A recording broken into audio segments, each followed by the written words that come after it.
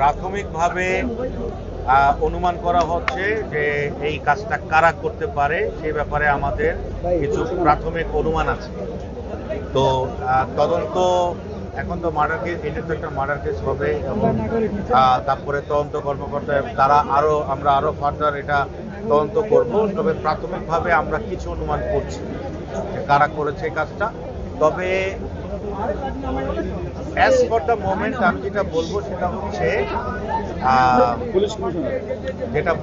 হচ্ছে যে এরশাদুল্লাহ সাহেব আসলে এদের টার্গেট ছিলেন না। এরশাদুল্লাহ সাহেব এদের টার্গেট ছিলেন না। টার্গেট যে ছিল সে মারা গিয়েছে, সরোয়ার বাবলাই টার্গেট ছিল। কারণ আমরা যেটা শুনলাম যে এর মৃত্যু নিশ্চিত করেছে তারা গুলি করে, এবং এইটা সরোয়ার বাবলার এলাকা ছিল যেখানে ঘটনাটা ঘটেছে। মসজিদে নামাজ পড়েছে সে, এরশাদুল্লাহ সাহেব ওখানে নামাজ পড়েছে। তো মসজিদ থেকে বেরোনোর পরে একটা দোকানে ঢোকার পরে ঘটনাটা ঘটছে, বাড়ি থেকে এসে এটা করছে। এটা ওই সরোয়ার বাবলার এলাকা ছিল। তো সরোয়ার বাবলার ক্রিমিনাল রেকর্ড ছিল, তারও ক্রিমিনাল হিস্ট্রি ছিল, আর যারা করেছে তাদেরও এরা প্রতিপক্ষ ছিল। তো ধারণা করা হচ্ছে যে মূল টার্গেট ছিল সরোয়ার বাবলা, এখানে এরশাদুল্লাহ সাহেব টার্গেট ছিলেন না। স্ট্রে বুলেট ওনার গায়ে লেগেছে। এই ঘটনায় যে মূল কুশীলবের অনেকেই কিন্তু বর্তমানে জেলে আছে এবং দেশের বাইরে থেকেও ইন্ধন আসতেছে, নানা রকমের ইন্ধন আসতেছে। এবং বাকলিয়ার যে ডাবল মার্ডারে একদম কিলিং মিশনে অংশ নেওয়া লোকও কিন্তু অ্যারেস্ট হয়েছে অস্ত্রসহ। আমারই মনে আছে হাতিয়া থেকে হাসান নামে একজনকে অস্ত্রসহ গ্রেফতার করা হয়েছে এবং ঘটনার পর 2-3 জনকে গ্রেফতার করা হয়েছে। তো এদের যে মূল যারা এদের আসলে যেটা দেখতেছি সেটা হচ্ছে অনেক রিমোট এলাকায় এরা পালায় থাকে এবং পাহাড়ি সন্ত্রাসীদের সাথে এদের যোগাযোগ। এদের যে হাইড আউট সেটা খুবই গহীন দুর্গম পাহাড়ি অঞ্চলের হাইড আউট। সেখান থেকে বেরোয় এসে এরা হঠাৎ করে একটা ঘটনা ঘটায় যে এরা দ্রুত হোন্ডা নিয়ে চলে যায়। এদের যে মোডাস অপারেন্ডি আমরা দেখলাম যে হোন্ডা নিয়ে আসে বারবার, এদের সব ঘটনা দেখলাম হোন্ডা নিয়ে আসে ঘটনা ঘটায় দ্রুততম সময়ের মধ্যে এরা চলে যায়।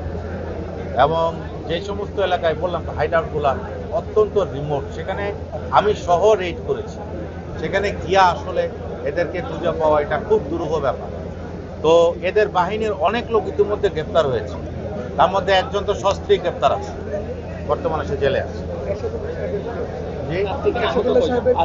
ভালো আছে। আজকে আপনি এখানে আহত একজন নিহত একজন সরোয়ার বাবলা, আর আহত একজন, আর এরশাদুল্লাহ সাহেব সহ 3 জন। এটা আমি বলবো সেটা হচ্ছে যে নিঃসন্দেহে নির্বাচনের আগ মুহূর্তে, নির্বাচনের যে 3 মাস এখনো সময় আছে, এই সময়ে এরকম একটা ঘটনা যে একদম শুরুতেই এরকম একটা দুর্ঘটনা, এটা অবশ্যই আমাদের শুরুটা ভালো হলো না, এটা নিঃসন্দেহে বলা যায়। তবে এই ধরনের ঘটনা যাতে আর না ঘটে সেজন্য কারেক্টিভ মেজার যা নেওয়ার আমরা নিব। যেমন এরশাদুল্লাহ সাহেব কিন্তু এখানে আসার আগে আমার অফিসে উনি 1 ঘন্টা আমার সাথে গল্প করে আসছে। এইখানে প্রায় 4:30টার দিকে উনি বেরিয়েছে আমার অফিসে, বের হয়ে এখানে যে উনি আসবে আমাদেরকে বলেন নাই, এবং জনসংযোগ হবে আমাদের বায়েজিদ থানাও ইনফর্ম ছিল না। তো এই ঘটনার থেকে শিক্ষণীয় বিষয় যেটা আমরা এখন যেটা করব, যে নির্বাচনে অংশগ্রহণকারী যত দল আছে, বিএনপি, জামাত, এনসিপি, অন্যান্য দল, তাদের প্রত্যেকের যে জনসংযোগ বা ইলেকশন ক্যাম্পেইন, এই সমস্ত এগুলা লোকাল থানায় এবং সিটিএসবিতে অন্তত 24 ঘন্টা আগে ইনফর্ম করতে হবে।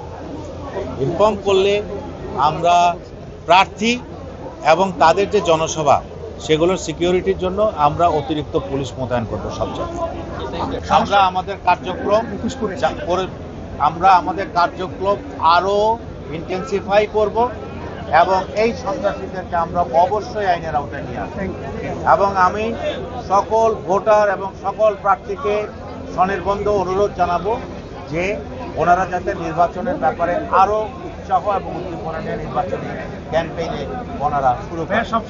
আমাদের